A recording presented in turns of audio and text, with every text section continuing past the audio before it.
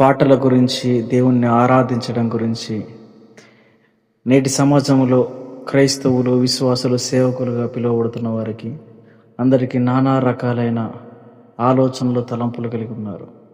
అయితే మన బైబిల్ గ్రంథంలో ఒక వ్యక్తిని మనం గమనించినట్లయితే, లేకపోతే ధ్యానించినట్లయితే, 2వ రాజులు 3వ అధ్యాయం 15వ వచనంలో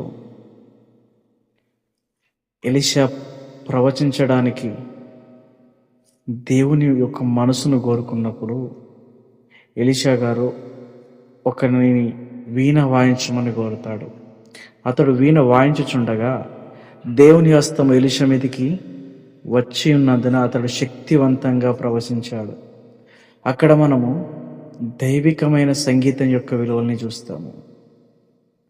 మన జీవితంలో, లేకపోతే నా జీవితంలో చూసుకున్నట్లయితే అనేక సార్లు ఆదివారం కూటములో పాటలు పాడి ఆరాధించే సమయంలో దేవుని హస్తం నా మీదికి వచ్చి నేను ఇంతకు ముందు సిద్ధపడిన వాక్యంను పొందుకుని ఉన్నాను.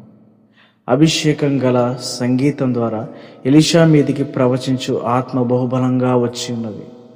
ఒక ప్రవక్తకు కూడా కొన్నిసార్లు సంగీతకారుల అవసరం ఉంటుంది. అందువలన వాయిద్యాలు వాయించే వారికి కూడా ఆ దేవుని అభిషేకం అవసరం. దావీదు పాటలు పాడేవారిని, వాయిద్యాలు వాయించేవారిని నియమించాడు, మరియు వారు అభిషేకము కలిగి ఉన్నారు. ఆసాపు వంటి సంగీతకారులు కొన్ని అద్భుతమైన కీర్తనలు రాశారు. హేమాను మరియు యోదాతును అను సంగీతకారకులు, వాళ్ళు దీర్ఘదర్శులు లేదా ప్రవక్తలుగా పిలువబడ్డారు.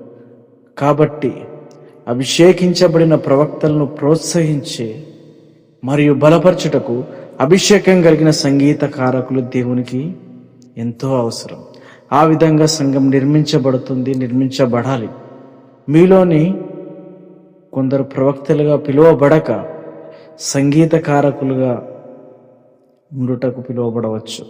అభిషేకం గల సంగీతకారకులుగా ఉండాలి. ఆ దినమున వీణను లోకరీతిగా వాయించినట్లయితే ఎలీషా ప్రేరేపించబడేవాడే కాదు. ఆ సంగీతము పరలోక సంబంధమైనదిగా ఉంది. పరలోక సంబంధమైనది మరియు లోక సంబంధమైన 2 సంగీతాలు గలవు. పరలోక సంబంధమైన సంగీతం వినినప్పుడు దేవుణ్ణి ఆరాధించుటకు నీ ఆత్మలో ప్రేరేపించబడట ద్వారా అది పరలోక సంగీతం అని నువ్వు తెలుసుకుంటావు. కొంత సంగీతము సంగీతకారులను గణపరిచే విధంగా ఉంటుంది, లేదా పాటలు పాడేవారిని, దేవుణ్ణి ఆరాధించేవారిని గణపరిచే విధంగా ఉంటుంది. ఆ సంగీతం ద్వారా వారు ఎటువంటి సంగీతాన్ని, లేకపోతే ఎటువంటి అభిషేకం వారి పట్ల ఉందో మీరు గమనించగలరు. సంగీతం ద్వారా ప్రజల్ని దేవునిని ఆరాధించుటకు నడిపించి మరియు ప్రవచించు ఆత్మను కూటములోనికి నువ్వు తెచ్చిన ఎడల, లేకపోతే నువ్వు పొందుకున్న ఎడల నువ్వు దేవుని అభిషేకం గలవాడు. 2వ దినవృత్తాంతములు 20వ అధ్యాయంలో దేవుని స్తుతించుటలో ఉన్నటువంటి గొప్ప అద్భుతమైన శక్తిని చూపించే అద్భుతమైన కథ ఉంటుంది. అక్కడ మనం అనేక పాఠాలను మనం నేర్చుకోవచ్చు. రాజైన యెహోషాపాతు మీదికి అనేక మంది శత్రువులు యుద్ధానికి వచ్చారు. ఆహాబు రాజు సర్దుబాటు చేసుకుని ఒక పాఠం నేర్చుకుని యెహోషాపాతు ఇప్పుడు దేవుణ్ణి ప్రార్థించుటకు నిర్ణయించుకున్నాడు. తన తండ్రి అయిన ఆసా ప్రార్థించిన రీతిగా ప్రభువునందు విశ్వాసం ఉంచి ఒక అద్భుతమైన ప్రార్థన చేశాడు. అక్కడ మనం 7 విషయాలు దేవునికి యెహోషాపాతు గుర్తు చేసి మరియు తను కూడా గుర్తించి ఒప్పుకున్న ప్రార్థన. 2వ దినవృత్తాంతములు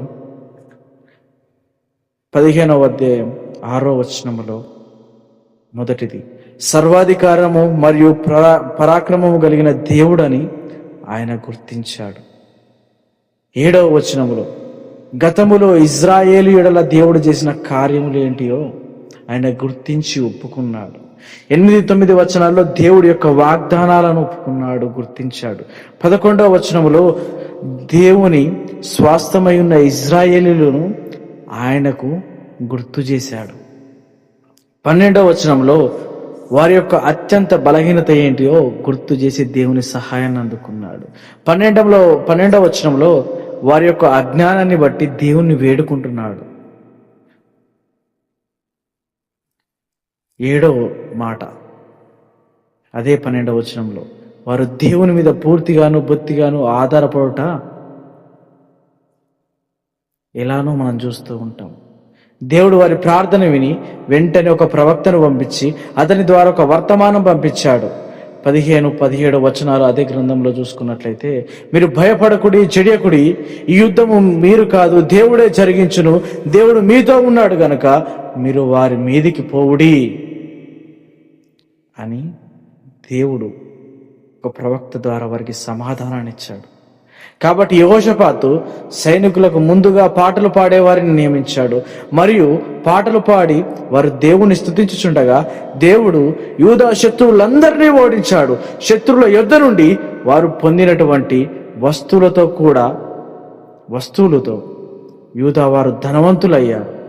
ఈ యొక్క కథలో లేకపోతే ఈ జరిగిన సన్నివేశంలో జయించుటకు మార్గము చెప్పబడింది. శత్రువులు, అది నీ సమస్యలు అవ్వచ్చు, నీ శోధనలు అవ్వచ్చు, నీ ఇరుకులు ఇబ్బందులు అవ్వచ్చు, అవి ఏవైనప్పటికీ దేవుని యొక్క సర్వశక్తిని, ఆయన వాగ్దానములను విశ్వసించి నోటితో ఒప్పుకొని మరియు ముందుగానే ప్రభువుని స్తుతించుట ద్వారా నువ్వు జయం పొందగలవు. లేకపోతే ఆ సమస్యల నుంచి నువ్వు విముక్తి కాగలవు. ఆ సమస్యల్ని జయించగలవు. పోరాడి నువ్వు విజయం సాధించగలవు. స్తుతించుట ద్వారా మనము విశ్వాసం వ్యక్తపరచబడుతుంది.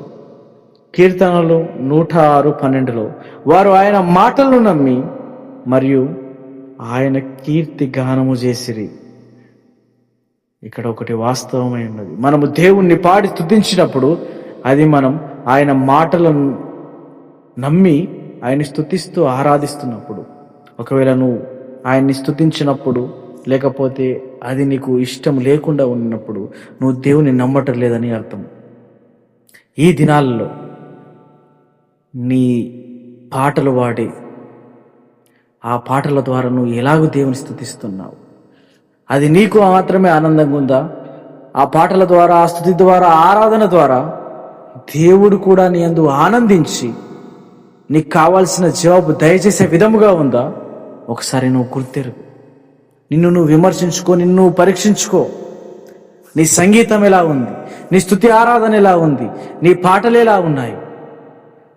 అవి లోకానికి సమానంగా ఉన్నాయా లేకపోతే పరలోక సంబంధమైనవిగా ఉన్నాయా?